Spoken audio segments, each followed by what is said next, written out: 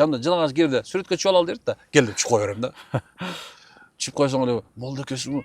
Негизи молдолор саясатка аралашканга бул өзү негизи аралаш керекпи? Кээ бир убакыттарда биз Кураныбызды колтубузга качышыбыз керек билесизби? Бир кылт деген бир туура сөз сүйлөй турган болсок, а бул молдолор үчүн эмес деп коет. Бул жөнөкөй эл үчүн деп коет. Биз баш болуп же керек болсо эме болуп бериши башкы болобуз экенбиз да. Сирияга канчасы кетти? Эмнеден кетти алар? WhatsApp менен дабат кылган. Дамлалар, устаздар да өзү бай болуш керекпи? Молдонун, имамдын колунда бар болушу азыркы мезгилде зарыл. Наадандардын үстүндө болуш үчүн азыркы заманда молдонун бай болушу шарт. Ал төө болсо, мен ошонун төөнүн тезегимин. Чубак ажыкеден дагы улуу илим алып келгендер бар азыр. Уже кээ бирлердин үйүндө акыр заман бар. Мен өзү аябай корком. Көп сүйлөгөн адам күнөөсү көп деп. Сын айткан эле толтурат да. Ооба да. Кичине тайсаң эле, бирок эмне кылыш керек? Чыдаш керек да аларга. Жо чыдабаш керек. Достойно. Көчүп жаткан алкаштын жанында молдого кечирип коңуз, ичип алып, кечирип коңуз. Просто биз молдолор жаманбыз да. Молдош токун отурганга болобу, болбойбу дейт да. Мен айтып коем, жатып алсаң да болот токум да. Аксакалдын зына кылган андан жаман. Мен да ыйлап алдым бир сыйра келат. Кошулуп тең. Ал арам болчужучу. Коркпо. Коркпо. Кылдыңбы? Эми коркпой кыл. Эй. Эсиңе кел. Кой. Биринчи максатым азыр өзүм үчүн болсо бул ыйманды өлсөм дедим. Бактылуу үй бүлөнүн формуласы. Эч нерседен коркпогула. Мен ушу коркпогула деген сөздү аябай көп айтам. Эмне үчүн? Өзү 30 жылдан бери имам болсоң, өлгөн адамдар көрө берип, аларды кое берип, адам эме болуп калат экен жанагындай. Даярсың да, короче. Коркконың эле ошо иманды өлөм же иман сүлөм. Дамла, сизди 30 жылдан бери имам болгон болсоңуз, неге эл эми таанып баштады? 2-3 жылдын арасында Биз өзү аябай эле качам мен, интернеттен абдан качышым негизичи. Интернеттен качып эле жок деп болбой анан балдар келип, жок устаз тартабыз деп, ошентип анан субханалла эле кандай десем, бул эл дагы мындай экен да, элчи. Өзүнүн канга кан куйлат го. Биринчи группа, экинчи группачы. Анан ошол биздин элдин канына Ханафи, Матуриди, анан тасаввуф, ошо менен бирге эле каада салт. Үрф ада деп коебуз го. Ушулар кирип калган экен да. Ошо менен бизге чоңоюптур да. Анан ошол нерсе адамдар ушу мындай бөлүп отуруп ойлоп коем да. Анан кийин баягы канга кан. Биринчи группаны экинчи группа таптакшы деп коем да. ошондой болуп калды. Анан ошондо анан кое турчу, могу бизде бар болчу деп анан адамдар уга баштады деп ойлойм да. Өзүм ойлоп коем, анан эми баары асманда чечилет да. Ассаламу алейкум. Эстеп атсаңыздар керек, биз чоң кеминдебиз. Улуу устаз, динге кызмат кылган, интернет желесинде дагы көп көрүп каласыздар. Эрмек Тынай уулу устаздын мына мин бары. Биз азыр Дамланы күткөнчө ушул орундугунда отуруп, Үммөт KG деген сайт эстеп калсаңыздар болот. Ушул Инстаграмда борду бар. Бул эл Дамланы аябай катуу сыйлайт экен. Үммөт KG деген мына жазуу дээрлик ар бир үйдө бар окшойт. Үйүнүн дарбазаларына жармаштырып коюптур. Азыр иншалла Дамланын өзүнөн да сурайбыз. Дамлабыз ушул жерде жума өтө турган кичи жери ушул жер экен. Анан машалла көрүп курсам болдук. Бул чоң кеминдин Калмак Ашу деген айыл экен. Жакшынакай аябай табияты жакшы, таза жер экен. Мечит, анан мечиттин жанында Дамланын медресеси бар экен. Азыр каникулга калган балдар окуп атат экен. Динге кызмат кылуу бардык жерден болот экен. Үч уктасак түшүбүзгө кирген эмес. Мына Дамланын эмеси бар экен, кызматы бар экен, келип бир Дамла менен келип сухбатташайлы, Дамла менен пикирлешейли, сүйлөшөйлү деп ошол жака келип калдык иншалла. Көрүңүздөр. Азыр мурункудай карасаң эме жок. Ачка эмес эч ким. Эч кимде акча жок эмес. Баарында акча. Бүт банда. Анан бир эле нерсе, азыр адамдар акча улукпу, жоксо кулай деген нерсе. Ушул вопрос эле турат. Ушул адам кийип акча үчүн любой нерсени сатып ийт. Динге келгенде баягы нак көрбөй атат да. Айдасынчы. Ошонун себебинен азыр адамдар атеист, жанагындай монотеист деген нерсе болуп кетип. Акча монотеист билесиң, уже мындай бир нерсени личности да. Ошону аз баары деп эле Биз баш болуп же керек болсо эме болуп бериши башкы болуш керек да. Келин. Белгилүү болгон керек да. Анан бул аябай жаман оор да. Ошон сенен баягы Тамил фильмде айтат да. О качан бузук клубду көргөнүңөр да ачыктан ачык. Мына ошондо силер эменчи да, коомчу да. Тоогойт жалгыз силер куткарат дейт го. Сизге оңой эле экен да, мына жактан чыксаңыз эле болду экен да ошочу. Мен боо жерге келгенди жакшы көрөм досум. Боо Ошо. эл тынч да, кулак мээң жебейт. Насаат жедиң, а? Ооба. Машалла. Ушак стаз өтүп кеткенден кийин элдер аябай издеп акыры таап алды ошо Эрмистов депчи. Эми аябай издеп, будан кийин эч ким мындай турмуштук суроолорго жооп берип, ошондой кылбай алды эле да. Китептин өзүнөн болчу. Чубак ажыке эми феномен да. Ал киши феномен, ал кишидей болуу да мүмкүн эмес, окшошуш да мүмкүн эмес. Эми ал киши бир келген бир мындай кандай десем Кыргызстанга бир берилген бир кенч болчу да. Илим кенчи, илим десең илим, хилим десең хилим, дааныш хаким да. Ушундай деңгээлде адам болчу да. Чоң аалымдар айтат го жана эме депчи. Аалымдын жосу акылдуунун кээ бир убакта акылдуу сүйлөп коюшун койго. Баары акылдуу сүйлөйт азырчы. Бирок ошол проблемага жол таба билүү бул даанышман адамдыкы да. Туура айтасыз. Чубак ажыкебиздин өзгөчөлүгү ал адам даанышман болчу. Ошол да даанышман. Ал жолду таап берген, акылда сүйлөгөн, жолун да таап берген да. А биз эми биле албайм эми. Баягы имам Шафинин сөзү бар го. Имам Азам жөнүндө сурашат го. Имам Азам ким бул? Сиз да үлкөн аалымсыз? Жок дейт. Имам Азам рахимулла айтат. Бул дейт. Ал төө болсо, мен ошонун төөнүн тезегимин деген да. Мен ушуну салыштыргым келе берет да дайымачы. Туура Чубак ажыкеден дагы улуу илим алып келгендер бар азыр. 20-30 окугондор бар.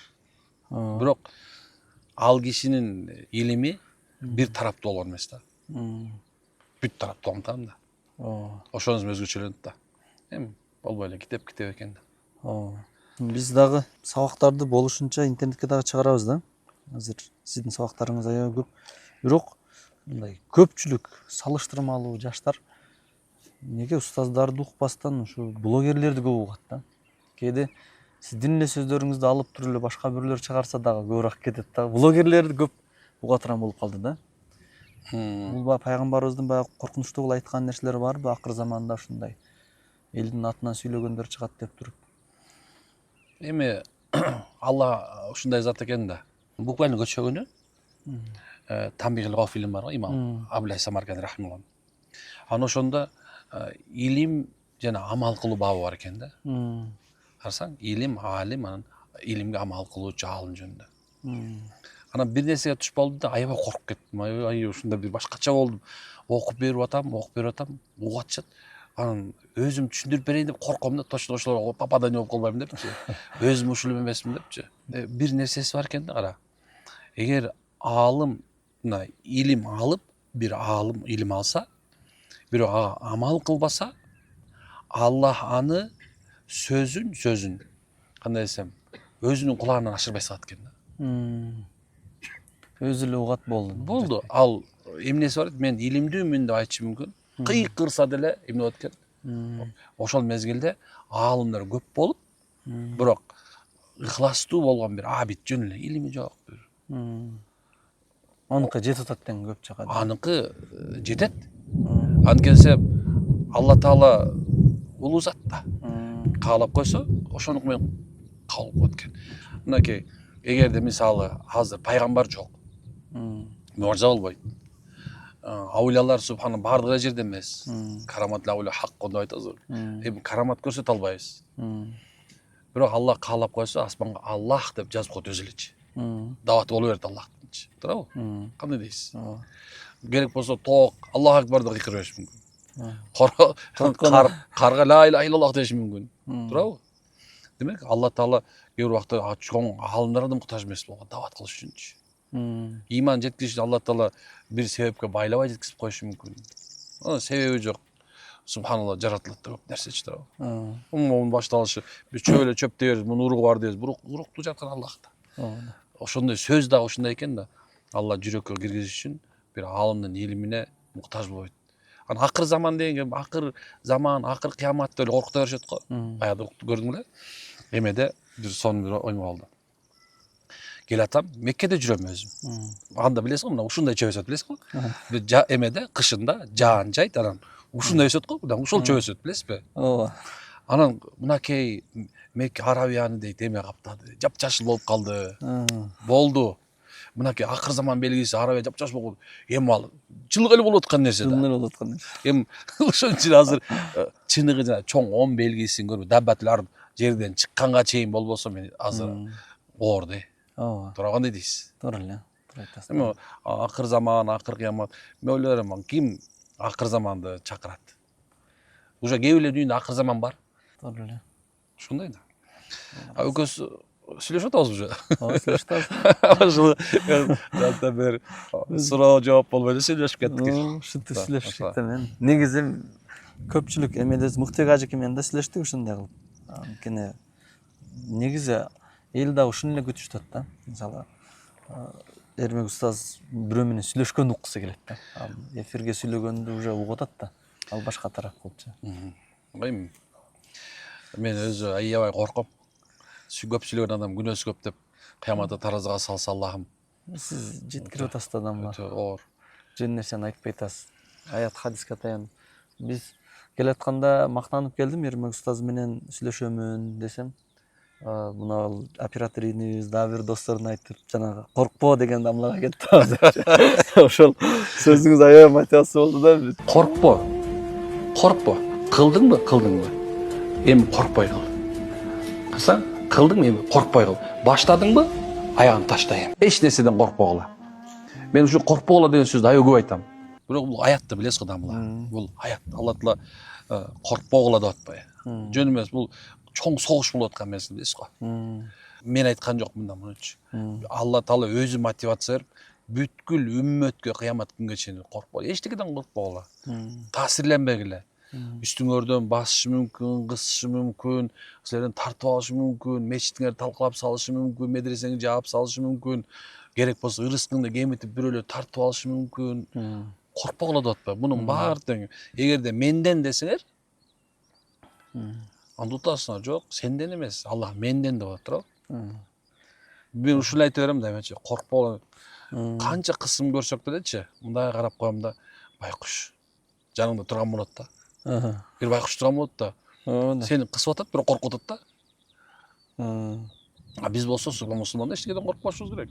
Биздин бара турган жерибиз могу жерде. Ооба, ушуну элестетип. Ооба, мен падыша сөрөйлөрдү койдум.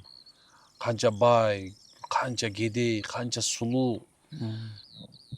Мында карайм да айта берем да эми. Корксоң да өлөсүң, коркпосоң да өлөсүң. Бирок чынында бул дүйнөдө мусулманча бар, орусча айтканда достойно. Альхамдулилля муслим, иннани минал муслимин. Мен жөн эле бир мусулмандарданмын деп эле бул өтүп кетип кала турган болсоңчу. Кандай дейсиз? Ушул менин принцибим ушул да. Жөн эле көтөрүлгөн эмне, түшөсүң. Мактанган эмне. Бирөө сермен деп коюшу мүмкүн. Адам өзү ушул да. Бирок эми көп иштерди аткарып алыш мүмкүнчүлүгү бар да эми. Ооба. Кире бериште айыл мурун жок болгон, ал лескор хозяйство менен пайда болуп калган. Анан Акайыптын айылы кызыл байрак. Анан бул Шабдан. Анан кийин тегирмен аркы айылды ар жагы 4төө. Биягында болсо 1, 2, 3, 4төө болуп калат. Ошондо ар тарапта 4, бир тарапта 4төө болот. Бул мынадан нары өткөзсө көл тарапка өтүп кетсе болот да. Эмеге барып токтойт. Бир кайсы Тор айгырдан ашабыз да. Ошого чейин барат экен да. Ооба. Жанагы баргы аты эме деп турат го, айылдын аты. Калмак ашуу дегенчи. Ондо ошо мурун ат жолдор болгонбу ушул? Жок. Биз азыр Эрмек Тынай уулу деген устаз бар го. Ошого баратабыз. Чоң Кеминдин Калмак ашуу деген айылына карап кеттибиз. Мындай карасаңдар, животный тарыхы бар билесиздер. Калмак ашууга дээрлик кирип калдык. Бир ашуу бар экен. Ошондон өттүк. Көлдөн келатканда Кемин районуна жетпей, Чоң Кемин деп коет экен. Ошондой Калмак ашуудан ашкан жердеги айыл. Калмак ашуу Казакстанда да бар. Бул жерде дагы бар. Көлдө дагы бар. Көлдө, тоңдо дагы бар. Нарында да бар. Анан Кытайга ашкан жерде да бар. Бул жерден баягы Манас калмактарды куулаган экен да. Негизи булар Манжу, анан калмак деп бөлүнөт. Калмактар булар ошол Манжу деген бул Кытай. Калмак болсо ошонун бир уруусу болуп анан чет жакаларында болуп калат. Анан баягы Караханиттердин заманында билесиздер, Караханиттер өзү чоң империя болуп турат эле. Анан ошондо биздин империя эмеге чейин барган да, Эне сайга чейин барган да. Ошондо анан булар бизди кубалап отуруп Эне сайга киргизип, бизде баягы Манас ошон үчүн бияка өзүнүн жерине келем деген да. Кээде өзү ушул нерсени да сагынат экенсиң, башкача комфортко кирип кеткенде дагы мындай жерде чаң жүрүп, Эми бизде азыр эми өзүбүз эле комфортко кирип баратабыз го, билбей эле. Заман ушундай болуп атат да. Бул айыл өзү 120 эле түтүн кичинекей эле айыл болчубуз. Анан азыр чоңойду, мурун туалеттерибиз 30 метр алып болчу. Азыр ар бир үйдө туалет бар. Сон болуп калды. Пайгамбарыбыздын немесиндегидей эле да мурундай. Жаннатул Бакый жака өтүп туруп. Бирок эми бул баягы 30 жылда акыры адамдар өзгөрө берип турбайбы? Эл өзгөрдү, элдин мындай кандай десем, ой жүгүртүүсү өзгөрдү да. Адамдардын ой жүгүртүү өзгөргөн сайын адамдар же жүрөгүнө калбай, же акылына калып аткан да. Ошол мезгилге туш болдук да биз. Ошондой бир кыйын болуп атат азыр, Азыр даана кыйын кезеңде коет го. Азыр ушул мезгилде. Баягы айткан сөзүңүзгө мен аябай мындай таң калдым да, мисалы. Кандын группалары бар го, мисалы. Бирөө ооруп калса, бир айыл бойдон топтоп барабыз го, мына кан берип койгула деп. Бир 10 кишини топтоп барсаң, анын 7 кайтып, 3 гана каны дал келип жардам бериши мүмкүн. Балким ошол 7 бир тууганы, жакыны деле болушу мүмкүн, аркага кайтат да, кабыл албай дегендейчи. Мындай эле мен деле барам деп көчөдөн эле бир таанышы чыгып алган адамдын жардамы жетип калышы мүмкүн дегендей. Биз азыр устаздар көп, чынын айтканда, дамлыларыбыз көп. Кече биз муфтий менен сүйлөшүп отурганыбызда 1200 канча мечитти айтты да. Кеминде 1000ден ашык дамлаларыбыз бар да. Бирок алардан санактуулары гана элдин кулпуна тоюп кабыл алып атат да. Калгандары түшүнбөй атат дегендейчи. Ошондо мен ойлоп атам да. Кээде термин менен көп сүйлөп койгондугу себептүү, баягы шарият терминдери бар да. Анан китептин тили менен сүйлөп койгондун себебин таппай атам да. Кантип көбүнчө карапайым эл жаштар түшүнбөйт. Же дамлаларыбыз, устазддарыбыз жаштардын тилин түшүнбөй атабы, алардын мындай ынана турган сөздөр менен колдонупчу. Жаштар дагы көрүп, кадимкидей астагфирулла деп кайтып кеткен жерлери бар да. Мен эми ушунтайын деген жери менин алдыман чыкты депчи. Мен бир экөөсүн көрдүм да. Сира бар го. Анан сира кененирээк табакат, билесиз. Мындай кенен пайгамбардын эмеси бар. Ошондой эле карасаңыз, хаят сахаба, сахабалардын жашоосу. Анан алардын адамдар менен кылган мамилеси дин экен да. Ошондой пайгамбар саллаллаху алейхи вассаламдын дагы жашоосу дин экен, бирок жөнөкөй эле жашап атпайбы? Жашаганы жөнөкөй. Мисалы ошо жашаган жөнөкөйдө ал жеген тамагы арпа нан же ботко жеген эмес да. Пайгамбар мына экөөбүздөй эле, мына сиз ошто, мен кеминде жашагандай эле ушу элдин арасында жашаган. Байкасаңыз. Анан эл менен элдей эле сүйлөшкөн. Кетип баратат жөнүндө мына барса, курма эмне кылып атасыздар? Курманы бири бирине укташтырып атабыз, чаңдаштырып атабыз. Кылбай койсо болбойбу? Сахабалар токтоп калды. Жөн эле койбойсуңар десе деп койду. Карасаң, жөн эле кетип баратат. Эмне болду? Пайгамбардын жашоосу ушу жөнөкөй эле адамдарды. Анан кийин келатат, караса токтоп, эмне болду десе, бир эмеде ошол замат дейт, бир эмеде кийин курма аларды.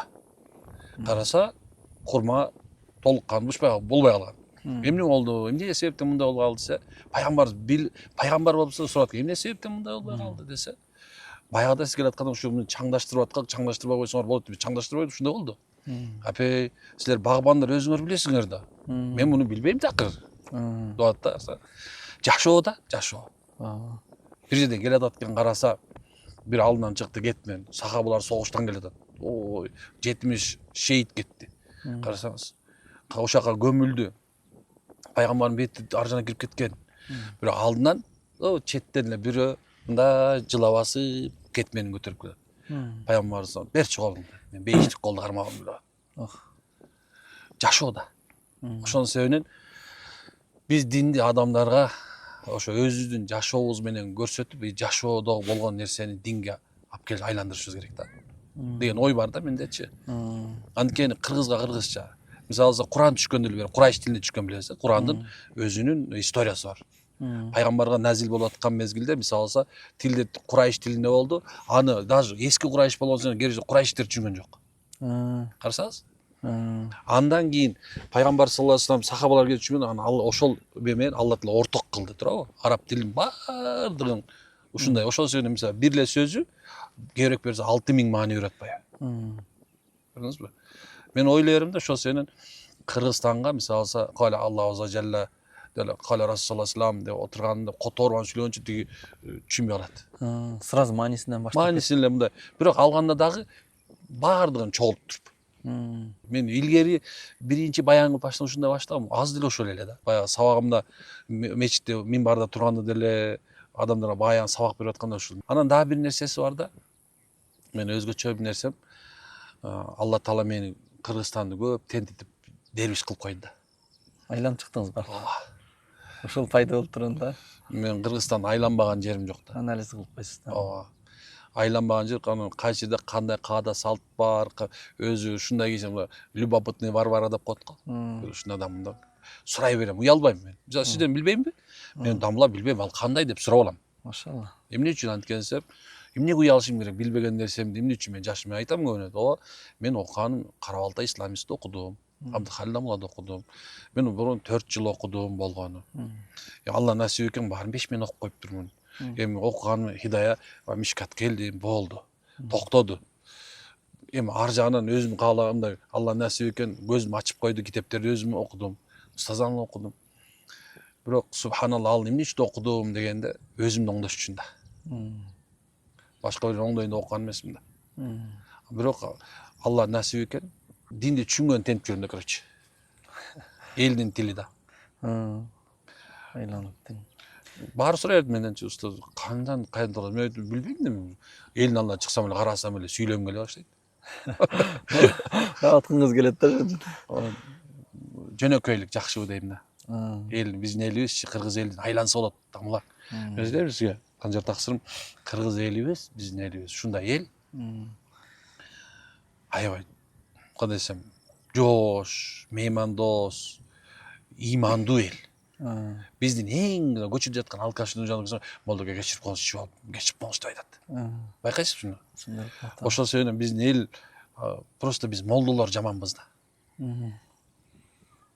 Элди сүйө албайбыз кээ бирдечи.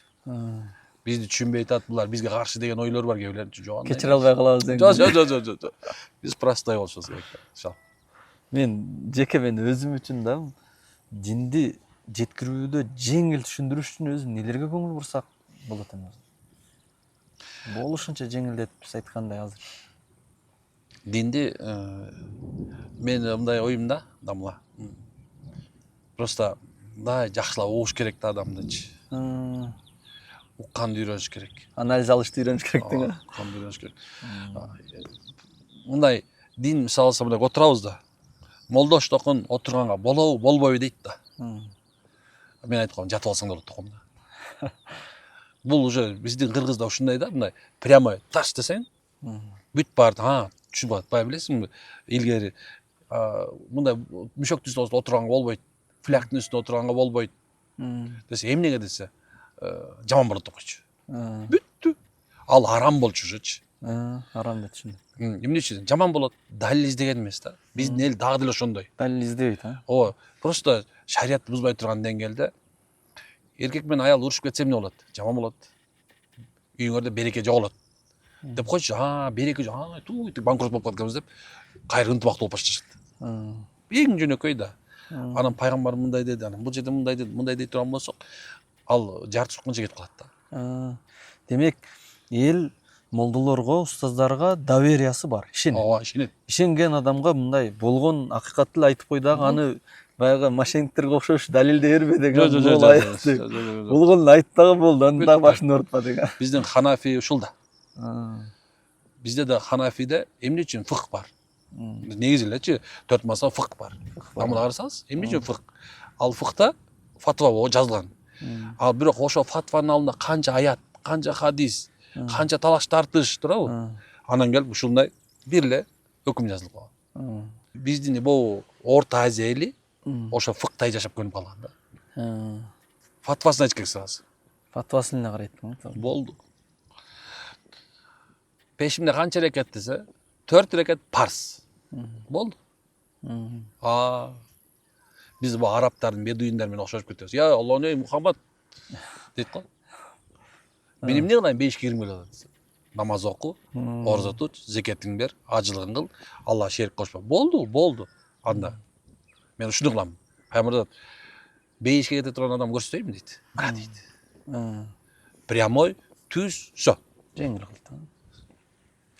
Азыр жаштарыбыз дин аксакалдардыкы, ана мен ушу жашка чыккандан кийин деп өздөрүн чекеге алгандай түшүнүп алган да. Кээде мечит салсаң, жаштар салат өзүчө.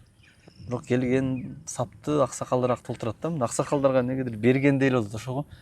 Жаштар силердики бул мечит эле, ибадат да силердики дегенге бир өзүңүздүн кайрылууңузду айтып бергениңиз да. Мен биз өзүнүн вариант менен айтабыз, бирок негедир окшобойт окшойт, баягы кана туура келбейт. Ал силерде ошондой экен, мен баягы барып келдим да. Бизде ошондой да. Силерде аксакалдар экен да. Аксакал. Чүйдө бизде аксакал жок. Мындай бет. Бизде тескери мечитте жалаң жаштар бизде. Анда биз жака карабайтын, бизде аксакалдар көп. Сен да аксакал болосуң деп айта албайсың, анткени эч ким аксакал болуп жетише албайт да ошон үчүн. Биздин динибиз 12 жаштан баштап парз кылган ошол да. 12 жаштан баштап аксакал деген адам. Уже бүттү, аксакал уже башталды. Мукаллафсың сен. Уже мойнуңа илинди. Илинген нерсени эмне кылыш керек? Аткарыш керек. Ал калган болсо карыз болуп кете берет. О, аксакал болуңузду окусаң деле болот. Бирок калган жооп бериш керек да. Ортодо убакыт кетип Ооба да. Бизде болсо жаштар жана аксакалдарыбыз бар да. Аксакалдар бизде айтышат, азыр мечитим бар, тең жаш балдар болуп калды, акыл үйрөткөндөр жаштар болуп калды деп ушунча айтам. Эмне дейсиз? Акыл жаштан, асыл баштан деп коет экен кыргызча. Карасаң, көрсө бул бекер эмес экен да. Асылы болбой эле бул аксакалдар болот. Бирок пайгамбарыбыздын улуу сахабаларынын айтканы бар го эме депчи. Жаш баланын зына кылганы жаман дейт. Аксакалдын зына кылганы андан жаман дейт го. Жаш баланын бузулганы жаман дейт. Бирок аксакалдын бузулганы андан жаман депчи. Кандай болсо да коомдо дайым такай аксакалдардын сөзү өтүп келген. Мен алардын биринчи сапта турганына сүйүнөм. Кээ бирде мисалы бизде аксакалдар келбей калса, мындай карап, таң көр дүнүйө, булар ушинтип эле өтүп кетеби дейсиң да. Жаштарды карап дагы да болсо үмүт бар да. Айша энебизге пайгамбар айтат го, Айша, сенин коомуңдун аксакалдары мени жок кылып койсо да. Бирок бул коомдун жаштары мени колдоп кетти дейт го. Кай жерде болсо, эгерде азыр биздин коомдо жаштар динге келип өзү айткандай мечит салып атса, демек дагы да келечегибиз бар да. Көчөбүнү көрдүңүзбү? Интернетте эме жүрөт. Канча миңдеген бала кара балтага барган. Анан кайтып кетип баратканын карасаң, кээ бирлер ыйлап атат. Анда бүгүн көрдүм да, бүгүн медреседе 20 күн баягы жайкы лагерде болуп, апасы менен сүйлөшүп атат. Апа дейт, "О балам" десе, "Апа мени кечирип коюңузчу. Канча сизди укпай койсом мен кечирип коюңузчу" десе, кетип туруп бууркай берет. Мен да ыйлап алдым бир сыйра келат. Кошулуп. Анткени мен ал ыйлаган анын кечирим сураганда эмес. Эгерде ушундай кичинекей кезинен апасынан, атасына сыйынып албай калган ойлогон балдар бар, биздин Кыргызстанда келечеги бар. Келечеги бар да. Настроение түшүрбөш керек. Жок. Ошол балким ажоо болуп калсачы. Энесин сыйлаган ажоо болсочу. Атасын сыйлаган ажоо болсочу. Элин сыйлаган ажоо болсочу. Карасаң? Бизде Кыргызстанда потенциал аябай күчтүү. Биздин жаш балдарыбыз күчтүү. Иман жана өтө күчтүү. Биз кээ бир жанакындай нюанстар кыймал болчу. Жайл хакы ва захал батин баткан захка. Бес аятта. Иннал батил кана захка. Бул болуш керек да. Биягында иман, биягында имансыздар күчөш керек. Бирок анан кететтин иш.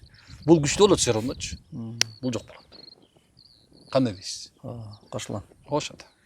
Мына соц тармактар аркылуу динди жеткириш пайдалуубу же кооптуу болуп калабы? Кээде кээ бир маселени кайра түшүндүрүп атып, кээде адамдар видеону көчүрүп алып, кыйшытып, бир сөздү алдаркага кылып, бир кооптуу дагы болуп кетет да.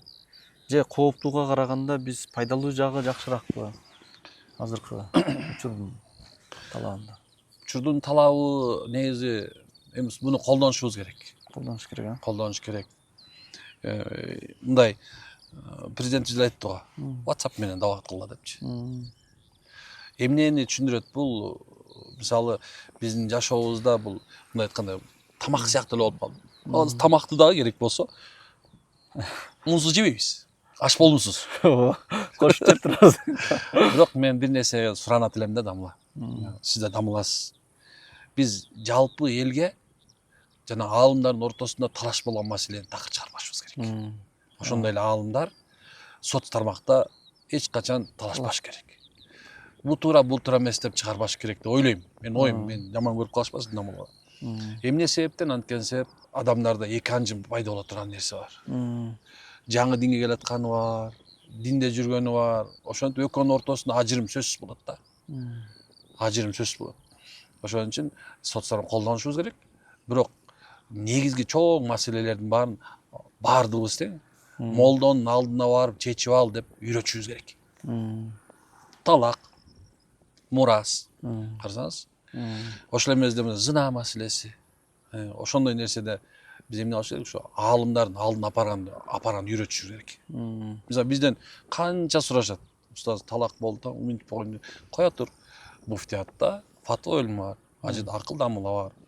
Олжобай устаз бар, Жоробай устаз бар, чоң-чоңдор турат. Татиков бар, мисалы, чоң-чоң дамылар бар да жердечи. Эми аттарын кээ айтпагансым таанып калбасын, бирок дегеним да, мисалы Кенжетай устаз бар, мисалы, Ислам университетинде турабы. Тарел устаз бар, карап көрө турган болсоң. Акыйданын маселесинде катуу билгендер, Мирзат устаз бар, мисалы. Биякта белгилүү болуп калайын да. Мисалы, сиз деле бир жагын шарият факультетин бүтүп келдиңиз, сиз да бир жак жагын аркылап кетсеңиз болот турабы. Чоң-чоң дамылалар, мисалы, ошолор чечиш керек деп ойлойм да, отургузуп алып, шашпайчы. А бирок соц тармактарды колдонуш азыр бизге важип болуп калды. Биз колдонбосок, эртең башкалар колдонуп кетет да. Сирияга канчасы кетти? Эмнеден кетти алар? Башка бирөө соц тармактан. Ошол жанагы азыр керек болсо кээ бирлерин оозутуп атпайбы? Бого сүйлөгөнгө болбойт депчи. Бул туура. Туура нерсе. Ооба. Китеп жазганда рецензиялап атпайбы? Муфтияттын баланчанчы эмеси менен, текшериш менен өттү деп. Ошондой эле мисалы бияка дагы муфтияттын баланчанчысы менен өттү деп коюш керек. Ошол туура болот. Деп ойлойм. Оюмда эми. Туура эле. Соц тармакты бирок караш оор экен. Аны контроль кылып туруш керек. Азыр ал бала өзү менин жанымда жүргөнүнө почти мына 9 жыл болду. 9 жыл болду. Ооба. Кичинекей бала болуп келген. Азыр Кудайга шүгүр өзгөчө. Бирок ал балам жөн эле бала эмес ал. Жөн бала эмес. Ал университет эмени Куветский бүткөн. Анан дагы президентский академияны бүткөн. Анан дагы депутатский корпусту бирдемкесин бүткөн. Өзү журналист, өзгөчө анан өтө баамчыл бала. Азыр болсо мен өзүм Үмөт Кейжи коомдук фонддун төрагасы. Ошол. Анан 9 жыл болду жанымдачы. Ал ар бир нерсени кылдат карайт да. Саясат жагына дагы бир нерсе жөн эле боло бербейт да. Ошо өзүң көрө элекмин, бирок кылган ишинен өзүн таанып турам да. Өтө баамчыл экен депчи.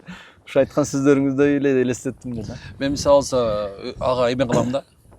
Толук кандуу эле доверие кылам дагы өткөзүп берип коем мен. Кыла бер деп коем да. Анан менден эч нерседе көп мындай кезде сурап калып устаз эмне кылайын депчи. Анан айтам эми өзүң да жыгылма, мен да жыкпа дейм да. Чын. Бирдейбиз дең, а?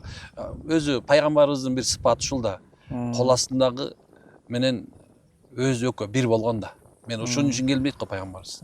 Кул дагы кожоюн да бир дасторкон турсун депчи. Ооба, аралаштың. Азирет Умар болсо очередь менен минип атпайбы? Чын. Биз да ошондой болуш керек. Кол алдыбызда жүргөн балдарга, кызматчы кылып аткан балдарга өзүңө кандай кааласаң, ошону кааласаң, анан өсөсүң. Жаштар дагы көйгөйлөр баягында болуп атат го. Биздин аталарыбыздын какшаганчалык бар да.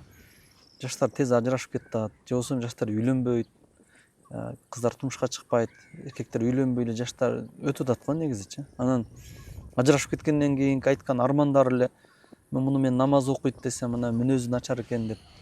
Намаз окуйт, бирок мүнөзү мурункудай эле калып же орой болгондорду өзү кантип кабыл алышыбыз керек. Анан биз ошол калган элге дагы ошондой кылып айтсабыз да, сен мындай кабыл ал депчи.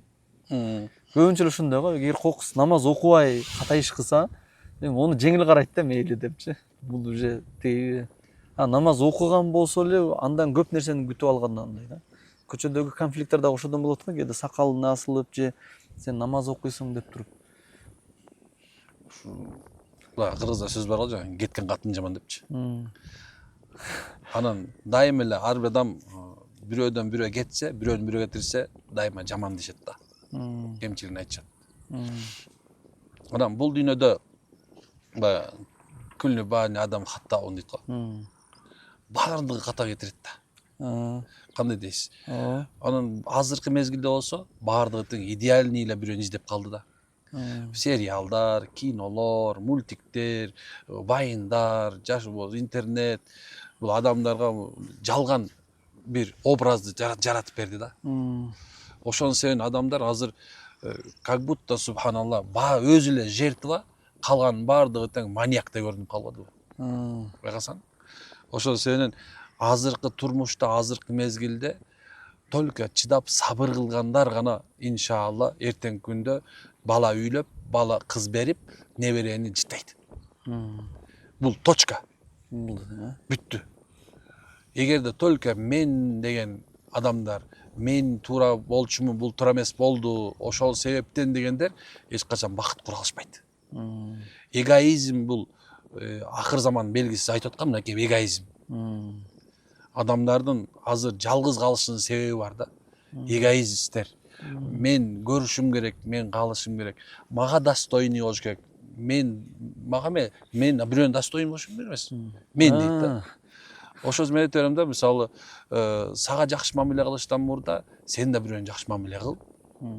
Сен дагы адамдар мындай өзүңө каалаган жакшылыкты башка бирөөнө кааламай толук мом болбойсуң дейт го. Бул сөзсүз эле баягы намаз окуп калса эле аны эмес. Ошол личный жашоодо дагы сүйүүдө болсун мейли, адамдык мамиледе болсун, ошону каалаш керек да. Мен да ошого берейин, бул берип аткан нерсени депчи. Аны мындай деп айтып калдым азырдамыла. Бирөөнө жакшылык кыл дагы, ошондон жакшылык күтпөй эле кыла бер деп атам. Ошондой эрежени койдуң, а? Койдум да, мындай мен коюп салдым окшойм дейм да. Анткени себеби эмне себептен десеңиз, анткени баары эле адамдар өзүнө бир нерсе кылып эле 5 сом бериле, тиги мага 15 сом бериш керек деп атат да азырчы. Ушул нерсе бизди аябай азыр мындай күндөнгө мындай жеп баратат да. Эгоизм. Мындай айтканда свое я деп коет го. Буну кибир деп айта албай атам. Бул кибир эмес. Бул руханий дарт. Шайтан. Шайтан айтты го, мен тигинден жакшыракмын. Жакшыракмын, ошондой эле дарт болуп калды. Дарт бул. Мындан арылбаса, жана айтып аткандай, кечиргендер, түшүнгөндөр, сабыр кылгандар эртең бала үйлөйт, кыз берет, неберенин жыттайт. Анан карганда кемпир болуп, күйөөсүн башкарат. Чал болуп, кемпирин алдына салып алып, конок барат. Бул Алла разы болсун. Анткени мындай да карасаң, бул көйгөй болуп атат да Санжирдан булам. Бул көйгөйдү мен күнү көрөм да. Мисалы бул жерге мынакей эртең 6-чы келсеңиз, бул жерге 3000-4000 адам келет. Көп адам келет. Анан ошонун 30-40% бул күйөөм жаман, эрим жаман, аялым жаман деген келет. Азыр атам жаман, энем жаман дегендер келип калды. Уже ушак өтүп баштады. Уже күнөө эле таппай калышты да, анткени катыны жок, күйөөсү жок да. Баарынан эч ким калбай калды эми. Эми тууган энеси жаман, баккан атасы жаман да. Көйгөй. Отуруп кээ ушинтип тоого чыгып алып, анан ойлоносуң да. Дамлалар, устаздар да өзү бай болуш керекпи же эски адамдардай кылып эле кээ бирки китептердин уклону мына бир чапандан башка эчтең чыкпагайсың дегендей эле нерсеге алып барат да. Зухутпу? Зухут кылгычы. Мен бир жерде зухут жөнүндө аябай баян кылып, мен бирок моундай нерседи айттым да. Мейли канча иштесең дагы ибадаттан тоспосун.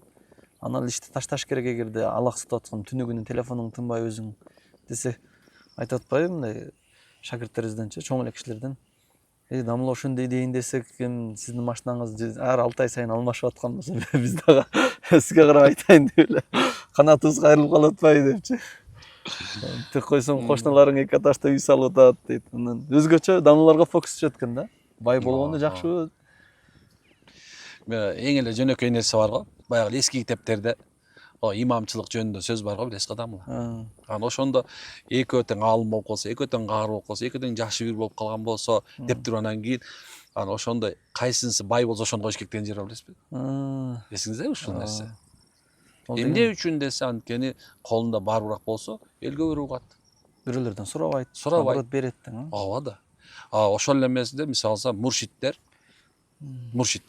баягы мындай айтканда олиялык тасаввуф жолундагы көптөгөн муршиттер саидтерден бурат дагы алар пайгамбардын тукумунан болуп садака жебейт, билесиз да. Алар өздөрү садака берет, бай болушат. Бир дагы бир сөз бар, Накшбанди тарикасында болгондор эч качан кедей болбойт дейт да. Бул сөз ошо Накшбандиде болгон үчүн эмес. Эч качан Субхана Накшбандини уят кылбайт дейт. Беришим болгон үчүн. Биз беришибиз керек да. Сурабаш керек. Эми турайм, ар ким ырыскы жазылган экен, бирок молдонун, имамдын колунда бар болушу азыркы мезгилде зарыл. Бул ким бар го? Саид Нурси деп коебуз го.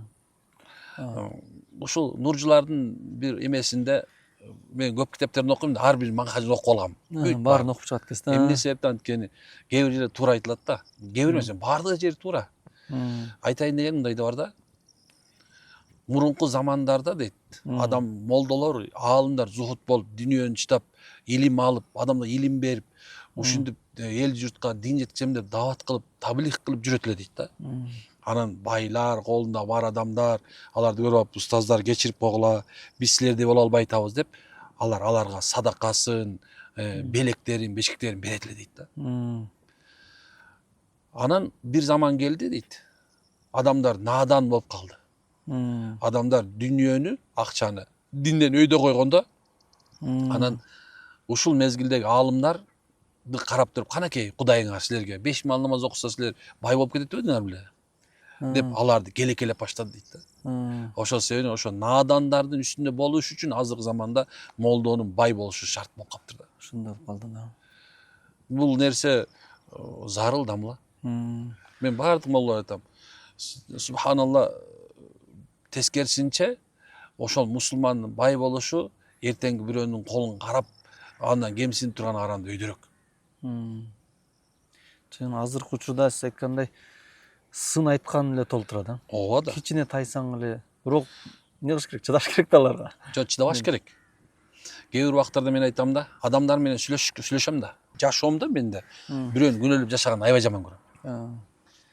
Мисалы алса бирөө сөгүп койсо, так, эмнени сөктү болду экен? Бутуң носкиң нормально кийип атышсың. Кой, носкимди нормально кийип коеюн деп даржаман кийип коем. Баягы кыргызда сонун бар, мындай катуу бассаң таскак дейт, акырын бассаң аксак дейт. Ошондой да. Анан ошол себептен бул элге жагыш мүмкүн эмес да. Кудайга жаксаң болду да турабы? Мен кээ бирде мындай жанында чөйрөмдө мени курчап тургандарга да жаккым келбейт да. Анткени аларга жагам деп атып, өзүң өртөнүп кетишиң мүмкүн да. Өртөнүп кетиши мүмкүн туура. Ошо эч качан бирөөнү жагып, Кудайга жаксак болду, Аллага жаксак болду. Мен мисалы үстүмө чепкеним менен кимдин иши бар мисалы? Мен кандай топу кием, кандай телефон көтөрөм, мисалы мен кандай ботинке кием. Бул нерсеге баягы чоң бир аалым Европага барып келип анан өзү кайра мусулман өлкөсүнө барып, Европага келгенде сурашкан турбу, сиз кандай айырма көрдүңүз айтыптыр. Мусулман өлкөсүндө барып мусулмандарды көргөн жокмун дейт. Бирок капырдын мамлекетине барып, келип кайра дейт, мен мусулмандарды көрүп атам дейт. Ал жерде эмне? Кийим менен адам бааланбайт. Адамдар машина менен, үй менен, бир жакта эс алып атканы менен, аялдары менен, балдары менен айырмаланбайт. Ал жерде акыл анын адеби менен айырмаланат. Кандай дейсиз? Туура эле. Биз ушул нерсеге келишибиз керек да. Мисалы мен кандай кетип баратам, кандай кийинип баратам. Жанында адам вообще тие жок болуш керек да. Биз туура кээ бир убактар шариаттын көзүндө жектеп карашыбыз керек жанакындайларды. Бирок мен жектебейм да анчы. мен ушундаймын да, мисалы жанымда жылаңаш келди сүрөткө чыгып ал дейт да, кел деп чыгып кое берем да. Чыгып койсоң эле молдо экенсиң, мен ушу түшүп койгон мен эртең бул жабынып алса эмне кыласың? Адамдын көңүлү гүл. Адамдардын көңүлүн карап, кээ бир убактарда караш керек. Кээ бир убактарда субханалла кагыш керек. Бирок редко да. Көп билген, көп илимдүү адам күчтүү болобу же канча билсе дагы ошону амал кылып иш жүзүнө ашырган адам күчтүү болуп эсептелинеби? Негизи эле бул илгертен бери эле келгенде кайсыга көбүрөөк баа берилген? Баягы эме кыргыздын сөздөр баягы аябай маанилүү го, кээ бирде карасаңызчы. Эме баягы көп жашаган билбейт, көптү көргөн билет дейт го. Анан мен ушуга бир нерсени байлайм да. Пайгамбарыбыз саллаллаху алейхи вассалам айтат, иман деңгээли канча болсо, адам акыл чеги ошончо болот да. Карасаңыз, мен айтканмын, пайгамбардын айткан хадис бул. Көрсөңүз керек бул хадисти. Анан мен ушу айтам, аалымдын жосу любой эле адамдын, аалымдын дагы илим эч качан мен аалыммын деп бүтүп калбайт. Бул өмүр бою окуш бизге парз кылынган. О, тетиге чейин. Кабырга чейин. Кабырга чейин бизге парз. Туурабы? Бирок ошондо дагы билип алып, адамдарды үйрөтүш эмес. Ошого амал кылып, адамдын аркасына ээрчиш керек да. Пайгамбарыбыз 200 сүннөт калтырдым дейт. Бирөө сүйлөйт, бирөө сүйлөбөйт. Демек, пайгамбарыбызды туураш керек да. Ошол амал кылуу өтө зарыл. Баягы медреселерде окуганда устаздар бир хадисти окуганда ушуга жоктон бир жолу амал кылып койгула дечү эле го. Бир жол жоктон амал, бир хадистин урматы үчүн бир жолу амал кылып койсоң, эртеңки күндө субхан ошонун кадыры адамдарды алдыга жылдырганга жардам берет да, иншалла. Баянчөрөк бир эме болду. Бизде мындай кичинекей бир эмем бар. Бир 5-6 баланы чогултам да, анан дайыма отуруп бир китепти окуп талкуулайбыз. Кээ бирде Чыңгыз Айтматов деле, эми Гомерде болбой элечи. Кээ бирде Сыңган кыз келди, кээ бирде отуруп окуп. Анан ошол жерде бул дүйнөбүй китептерди, бул мындай романдарда, повесттерде, аңгемелерде бул жерде бааланган нерсе эмнеси адамдык сапаттарга. Ошого көп басып. Эми ошол адамдык сапатты адамдар көрүп алып, ошол китеп менен шыктанат го. Анан ошо адамдык сапатка алып келүү үчүн илим окуш керек да. Анан сурай беришет, устаз, эмне себептен бул мындай? Бул киши мындай кылса деле болбойт беле? Жок. Ал андай кыла албайт. Анткени анын жашоосунда ал только ушуну гана көргөн да. Бир убакытта бул Советтер Союзу башталганда, революция мезгилинде мындай болупту, бир окуя айтып берейин. Шашкан жокпузбу? Жок. Болду. Мен сизди укканы келген. Ошондо бир окуя болуптур. Николай экинчинин бир баласы калыптыр. Баарын атып, бирөөнү калтырышат. Аны тиги эмеге Сибирдин бир жерине айдап ишет. Сөздөн сөз чыгат экен, тиги Николай экинчинин баласы келатыптыр. Түрмөгө түшүп, ушул жака келат, айдалып келат десе, баягылар айтат экен, аны оңой эле текшерип коебуз. Кантип десе, көрөсүңөр дептир. Анан баягы жерге келгенде, алдына табактарды коюп үстүнө боткалын салып кеткенден кийин, баягы минтип отурат экен да. Тигиле баса калып жеп атат экен да. Тиги туруп, ачка ошондой эле. Анан кийин табакты алып туруп, колуна карматып, бул урматтым, тамакка караңыз дегенде, благодарствую деп рахматты айтып туруп анан баштаптыр да. Бул точно Николай экинчинин баласы деген да. Адеп бар деген. Ошол экен да. Бул эгерде адеп болбосо, имандын пайдасы болбой калышы мүмкүн. Эми мындай акыйда жагына келгенде талашып кетпейли. Бир айтайын деген нерсем, кээ бир убакытта бир адамдын намаз окуганына караганда, бул жерде жүргөн бир тракторист үй бүлөсүн жакшы мамиле кылат. Баласын жакшы мамиле кылат. Эл арасында кадыр барк бар, трактор менен эмес, просто сиз деген үчүн. Хадистагы бар го. Адам жакшы мүнөзү менен түнү менен намаз окуп, күндүзү менен орозо кармаган адамдын даражасынан улуу болот депчи. Ошол трактористтин эле иши да, мисалы жакшы мамиле кылат. Ошол менен ибадатка жетип койгон дегендей. Ооба. Өзү молдолор саясатка аралашканга бул өзү негизи аралаш керекпи, же кайсы бир шарттар мененби дегендей. Эми азыркы заманда кереги жок деп ойлойм мен. Башка кыла турган иштер толтура алат деп. Ооба. эми саясатсыз болбойт деп айтышат мангачы. Бирок мындай көп саясатчыларды угуп отурсаң, анын үчүн 200 болушуң керек. Анан мындай жалган сүйлөшүң керек. Бирөөнү сатып кетишиң керек. А биздин молдолордун табиятында андай жок. Биз такыр болбогондо анча мынча барып туруп ороңдоп алышыбыз мүмкүн. Бирок анчалык деңгээлде жок.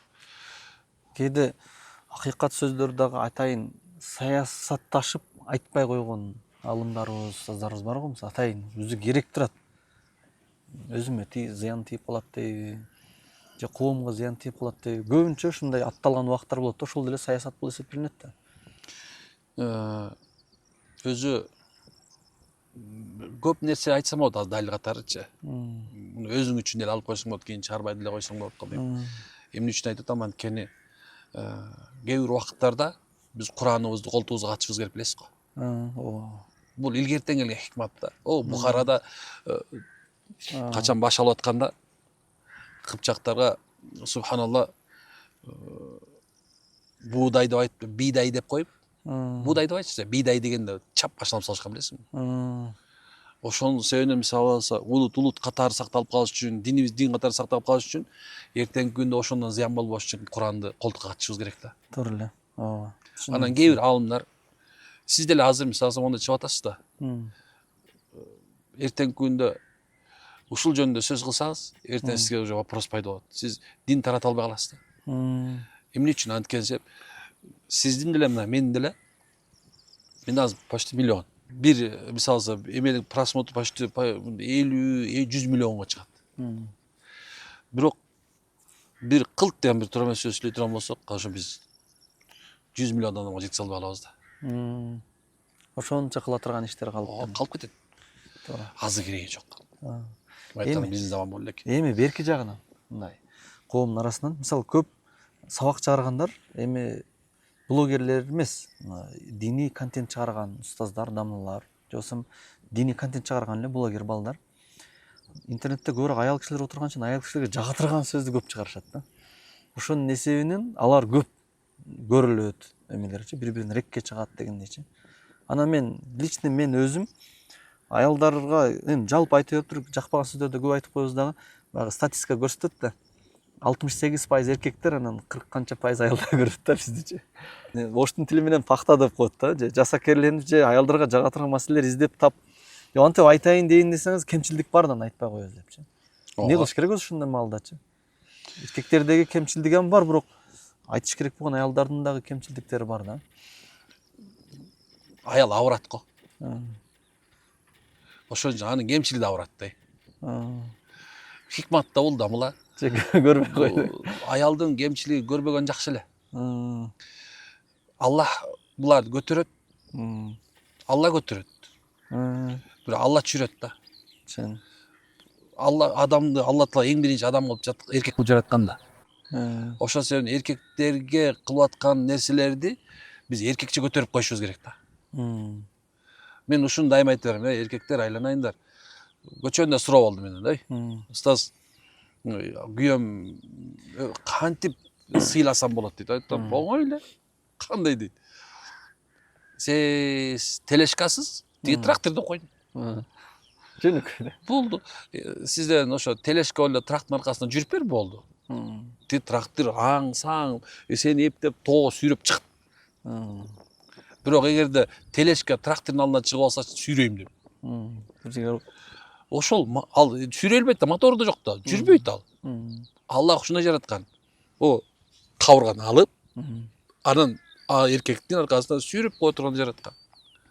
Ошол сен сүйрөткө мисалы телешка кээ бирде бияка кетет. Бирок трактор түз кете бериш керек да. Эркектерге ушул насаат да. Эмне үчүн эркек аялдарды макташ керек. Алардын маселени чечип беришибиз керек биз молдолор. Сыйлагыл аялдарды айта беришибиз керек. Эркек айтыш керек. Отур деш керек да. Сабыр кыл, күт, түт, аракет кыл. Эркектин оозунда эле да талак деген сөз айтып автомат өтөт да. Мындай ооздун учуна байлап койгон жашоосунчу. Мен бизде ким бар? Азырет айта берди устаз. мындай бир жолунда сөз болуп калды. Устаз, биз мына биринчи рейтинг, экинчи, үчүнчү болуп 5 молдон аз момду кетип бар. Токто дедим. Токто. Сен бүгүндөн баштап тартпайсың. Десем, эмнеге дейт? Биз бул динди бирөө менен атаандаш үчүн айтып аткан жокмун мен. Мен номер 1 болуш үчүн айтып аткан жокмун бул жерде. Эгерде сен жакшылап көрсөң, эгер атаандашсаң бирөө жеңилиш керек. Правдамы? Ооба. Мен субханалла ар бир аалым сүйлөп аткан менден улуу, урматтуу, мен эң последниймин. Сен мени алдыга чыгарам деп аракет кылба. Эмне сүйлөп атса Аллах үчүн, эмне кылып атса Аллах үчүн. Эгерде башка нерсе үчүн болсо, баягы бар го эмеде. Кимдин ниети бир гана Аллах үчүн болгон болсо, Аллах анын алдына келаткан тоодой баладан чыгышка жол таап берет дейт го. Güç, кубат, акыл, даанышман баары берилет. А эгерде кимде-ким Алланын ыраазылыгы үчүн кылбастан, рек үчүн өзү айткандай, же болбосо подписчик үчүн кылса, анда субханалла алар бат эле, эртең тетиги повороттон эле Түзөтүп кетип эле болду, бүттү. Көп дамалалардын чыкпай калган себеби ушу бирөө менен атаандашым зачем? Көп немелер, блогерлерге жон коюш керек. Алар айта берсин. Алар жакшы жагын айта берсин, айта берсин. Алар миллиондоп алып амете кыла берсин. Анткени себеби ар бир заманда өзүнүн бир даватчысы болот. Туурабы? Ошолор алар эмне кылып атат? Алар карасаң мечиттерди куруп атышат. Карасаң субханалла медреселер куруп атышат, мектеп, жолдор куруп атышат. Ошол бир эмеси мененчи. Бир кайрылысын. Ал дагы плюс бар. Ал да дин үчүн кызмат кылып атат. Кээ бирде ушул сөздөрдү укканда мындай эме болуп калам да. Эме кылам да, айтам азиреткечи, азирет, сен качан кылып атканыңда булам Аллах үчүн. Эме мен угуп аткан Аллах үчүн кылсаң, түшүнөсүң. Мен сүйлөп атам, Аллах үчүн сүйлөп атам. Экөөбүздүн сен дагы менин валдамда болбосоң, Аллах үчүн болбосо, сен мени эч качан алдыга чыгара албайсың. Ошон үчүн болом ыйлап эле турат, мен деле карап элечи. Мен сабагымды 6 же 7 жолу угуп 1 саат айтылган. Анан ошондо кесет да. Анткени себеп, эгер айтат да устаз, мен эгер сабагыңызды укпасам, кээ бир сөз сабактарга мен түшүнбөйм дейт. Бирактан укканды түшүнбөй калат. Жок, бирактан эмес, кулагына салып атып түшүнбөйм дейт. Калтырып коем дейт. Мен билем сөзсүз дейт да. Сиз муну 1 айдан кийин же болбосо 1 эмеде муну ачыктап бересиз дейт да. Кээ бир сөздөр кетип каласың. Бир ачыктала турган бир маанилүү бир окуя болот. Же ошого туура келет. Ол жаныңызда жүрүп эле кыйла илимдүү болуп кеттир да. Ал деп үй жаза бериш керек. Мен дагы жумактан тарткан досубуз бар да, Элтерде иштейт. Аябай күчтүү анализ дейт да. Кээде мынтайт, мындай деп айт деп калат да. Көп окуйт, анысы дагы китеп окуйт. Китеп окуган кишилерден айланса болот. Жаштарыбызды, аксакалдарыбызды мечитке көбүрөөк алып келиш үчүн, ыйманга көбүрөөк кылыш үчүн мечитте эмнелерибизди өзгөртүшүбүз керек. Анткени мындай эсептөө бар го, жеке ар бир адамдын өзүнүн дават деген ишибиздеги анализди бир аз басаңдагандай да. Ошону мындай көбөйтүш үчүн, эгер бирөө базар ачса деле маркетингме элдер көп келиш үчүн деп бир жерлерин өзгөртүшөт го. Биз эмнелерге көңүл бурушубуз керек? Мечит жылуу болуш керек. Мен бул сөздү айтып атканда айтам да, мечит жылуу болуш керек деген сөз туура эмес үчүн болбош керек да. Кыргызда сөз бар. Жашалбаган үй карып. Жамаат барбаган мечит карып. Анан сиз деле болсо, өзүңүз мечитиңизге улам чепкениңизди кийип алып эле, сетеңизди салып, ассалам алейкум, мечитке келели деп эле ошо мечитке баратканыңызды көрбөш керек да. 1 жыл, 2 жыл, 3 жыл. Субханалла. Пайгамбарыбыз саллаллаху алейхи вассалам сахабалар 23 жылда деңгээлин көтөргөн да. 23 жылда жердин эң жамандары асманда жылдыз болуп калды. Алардын 10-о 5ке ошо түр кезинде эле умет калды. Карасаңыз. Ошол себептен имамдар, ошо кудамалар эч кимге терикпей, тигелбей атат деп айтпаш керек дагы эле, мечитке эле бара бериш керек. Бара бериш керек. Анткени бул ушундай чоң дават да. Мечитке бараткан имам бул чоң дават. Башка эч нерсенин кереги жок. Ага деген тиги жанагындай конкурстарды уюштуруп, анан кийин кофе брейк уюштуруп, Анан кийин Куран окутабыз деп уюштуруп, жок. Адамдар бир күн болот да, Куранды убада алынады. Топтоо менен кирет да. Туурабы? Хоч, не хоч топтоо менен кирет. Такыр болбосо топтоо менен шамал жүрөт. Аны Аллах Таала заррада иманы болгондо бу дүйнө алып турам, бу дүйнө баягылар кылат. Туурабы? Аны ошолор кылат да. Ида шамсы кубират ва ида нужумун кадр ва ида жибал суан. Ол тытылып атканын көрөт да. Бирок биз көрбөгөн аракет кылсак болду. Алла разы болсун. Ошон үчүн только мисалы экөөбүз молда ошо мечитке баса беришибиз керек. Мына бардык молдаларга насаат ушул да. Молдакелер айланып субханалла жок дегенде эки караңгылыкта намазды мечитте окуш керек да. Таамдат менен. Мен бир жакшы бир дос молдом бар. Анан кийин жанагындай Ашура, анан ушундай түн ибадаттар жөнүндө айтып калса тамаша. Бул молдалар үчүн эмес деп коет. Бул жөнөкөй эл үчүн деп коет. Аткезсе молда кылбайт дейт да. Анан коркуп турган нерсе бар го, билесиз го. Өзүң кылбай атасың. Ооба, тозоктун ичинде, тозоктун түпкүрүндө бирөө чоң бир жаргылчакка ичагары салынып алып, субханалла, ушу тартылып атат экен. Бардыңа, дамыла, сен жалган дүйнөдө биз жакшылыкка чакырат элең го. Сен эмне себеп болуп жакшы? Дейт. Мен айтчу элем, бирок өзүм аткарчу эмесмин дейт. Ошол себептен мисалы, ошол айтып аткан адамдар мечитке баса берсин, бара берсин. Бул ушундай дин да.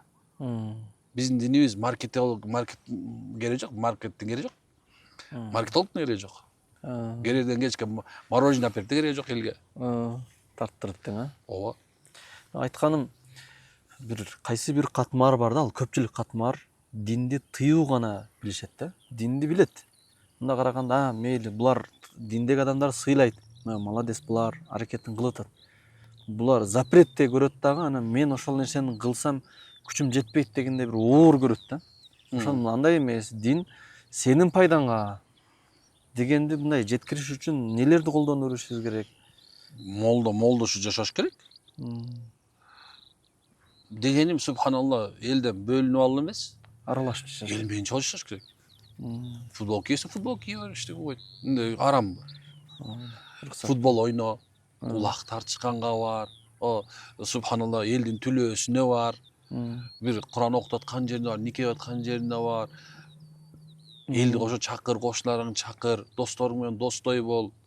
Астагфирулла деп четке чыга калып анан кийин суу торат боло берсең, булардын дини чотон экен дейт да. Бир мара качып экен ишина. Одан башкасы. Бирок андан башка жашоо ушу дин ушулдай. Кандай дейсиз? Туура эле.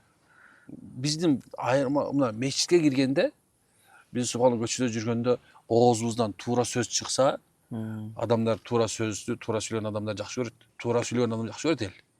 Элден айланса болот. Насип кылса сиздер менен биздин Эрмек устаз Тынай уулу болду, Аллах ыраазы болсун. Аябай патриот тамла экен. Сиз фамилияңызды мурунтан эле биздин када салтыбызга ылайык кылып айткан экенсиз да. Мен атам айтканда, билсең Тынайым, билбесең Кудайым деп атабыз берет. Биз туура эмес кылган экен да, мен Тыныбек уулу Санжар эле да, кийин жана бирөөлөрдүн сөзүнө кирип, оф кылбасаң кыйын болуп калат дегенен өзгөртө калыппыз мектепте болгон учурда.